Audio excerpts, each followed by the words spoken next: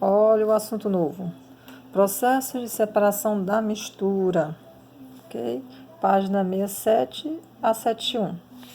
Então, eu pedi para vocês fazerem um resumozinho, desenhos, para vocês poderem ter maior entendimento. São vários processos de separação das misturas.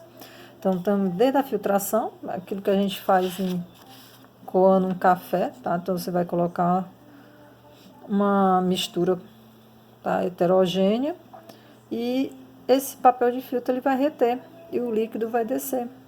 Tá? Existe uma filtração a vácuo, que ocorre por meio de uma sucção, okay? Onde o sólido vai ficar retido. Peneiração, lembrem, separar o quê? Por tamanhos. Então, os fragmentos menores vão passar, isso vai depender da superfície dessas peneiras. Decantação é por meio da diferença de densidade. Ou seja, água e óleo apresentam densidade diferente além da polaridade. E eu consigo separar as duas através do funil de decantação. Ele, por ter uma belíssima capilaridade, a água vai passar bem lentamente, o óleo vai ser retido porque ele é menos denso, e também devido, tá, à adesão dele. Temos a evaporação, que é muito comum, também o processo chamado de cristalização das salinas, que é a produção de sais. Uma dissolução, existem várias, é só você imaginar você deixar sal cair na areia. Então você coloca água e vai obter água com sal. E aí você filtra, tira a areia e vai ficar água salgada. E eu posso separar essa água salgada através do processo de destilação, que eu vou já explicar. Flotação é um processo no qual é feito nas estações de tratamento de água, de esgoto, você coloca uma determinada substância e ela vai fazer com que ocorra uma aderência de bolhas e algumas superfícies leves vão ficar sobre aquele líquido e assim ele pode ser retirado. A cromatografia, que é também um processo através da diferença de polaridades, de polar e apolar, onde eu posso botar um líquido polar e a substância aqui ela vai ser arrastada porque ela é apolar e ela vai criar, tá, várias outras etapas, e essas etapas são substâncias que apresentam polaridade diferente, e assim você consegue identificar quantas substâncias estão presentes naquela gotinha que você colocou aqui, ok? A centrifugação é um processo de decantação acelerado, muito utilizado em exame de sangue. Eles colocam os tubos de ensaio com o sangue e colocam um determinado RPM, que é uma velocidade. Ele começa a girar desta forma. Quando ele começa a girar, ele faz com que ocorra a formação de três partes do sangue, né? Linfa, plasmas e as hemácias, onde você vai tirar uma gotinha de cada e vai contar a quantidade de hemácias dentro daquela microlitro que você tem ali. Muito utilizado. Destilação, como eu havia falado para você. Então, vamos supor que eu tenho água e sal aqui. A água, ela tem ponto de ebulição menor que o sal, com certeza. Então, ela vai começar a evaporar. E eu vou ter o controle pelo termômetro. Quando ela começa a evaporar, ela vai entrar num condensador que está entrando ar frio. E ele vai começar a condensar. E o sal vai ficar retido e a água vai vir toda para cá. Ok? Eu posso também ter água e álcool. Como o álcool tem menor ponto de ebulição, ele vai evaporar primeiro. Então, provavelmente aqui vai estar menor do que 100, com certeza, né? Porque o álcool tem um ponto de ebulição bem menor. O álcool vai vir para cá. Quando eu ver a alteração no termômetro, significa dizer que todo o álcool está aqui e a água está aqui. Então, petróleo é uma destilação fracionada. No meio do petróleo, a gente tem vários outros derivados, e é por meio de um processo assim.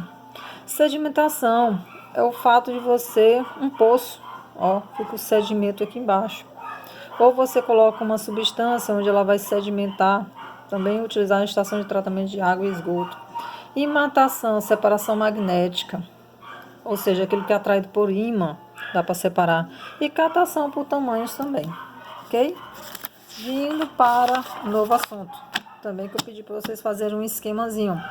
páginas 80 a 88 sobre o átomo, a evolução do átomo. Então, a descoberta do átomo, a proposta do átomo. Foi muito ano antes de Cristo, né? Demócrito e Leucipo.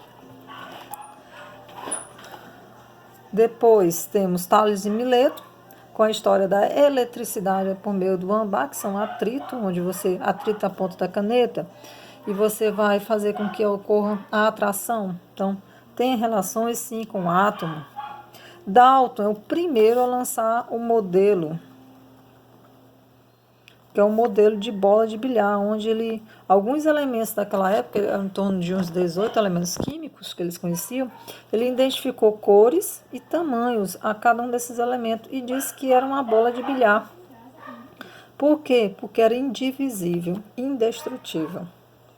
Após anos, veio a William Crookes com os raios catódicos, que, por meio da atrações de eletricidade, eletromagnetismo, ele promoveu o cátodo e o anodo. E ele percebeu que ocorria a formação de uma luz. E essas variações aqui de aproximação fazia com que esse fluxo fosse para um lado ou para o outro. Por meio disso, Thomson lançou o segundo modelo, que é o modelo pudim de passas. Ele disse que o átomo era uma massa positiva, onde os elétrons estavam mergulhados. Então, você imagina aí. E por meio do quê? Da história de Goldstein, ele aprimorou os raios catódicos para raios canais, com uma ampola diferenciada, onde Thomson conseguiu propor o primeiro componente do átomo, os elétrons. Tá? Então, ele disse que havia sim elétrons, além das radiações alfa, beta e gama.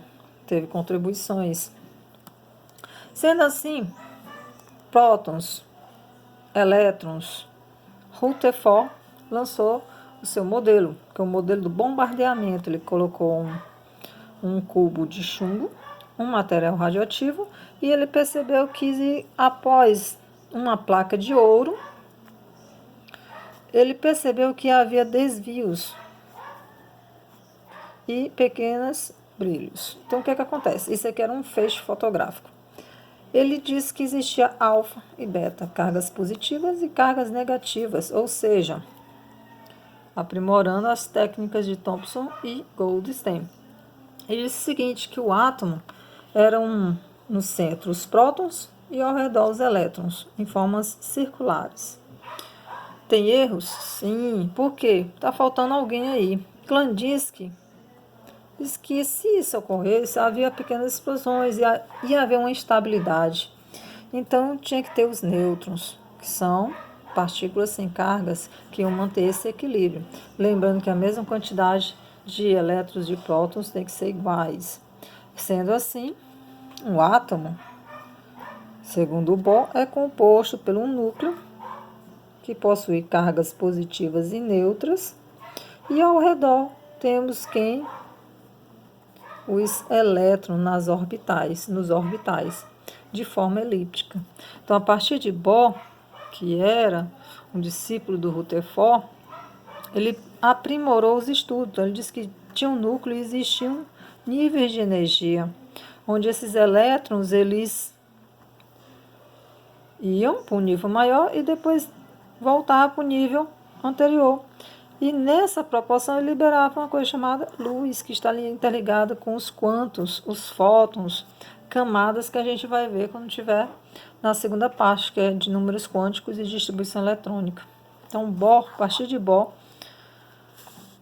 os átomos foram aprimorados, o estudo. Então, Broglie propôs a dualidade, onde o átomo ele possui uma partícula ou uma onda. Heisenberg, princípio da incerteza, não dava para saber a velocidade e a posição de um elétron ao mesmo tempo.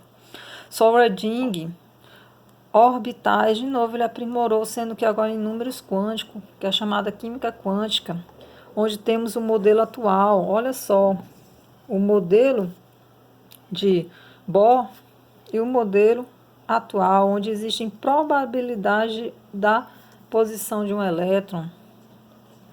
E aí vem Pauli com o princípio da exclusão, onde num orbital só podem comportar 2 elétrons, não pode ter mais que 2, e runde justamente o desemparelhamento. Um sobe, um desce, um sobe. A gente vai ver isso aqui com mais detalhes em números quânticos. E Pauli, que é a distribuição eletrônica. Um S2, 2S2, que a gente vai estudar na próxima aula. Ok? Então tá aí. Então essa parte aqui vocês vão precisar muito de leitura, tá? Obrigado, até a próxima.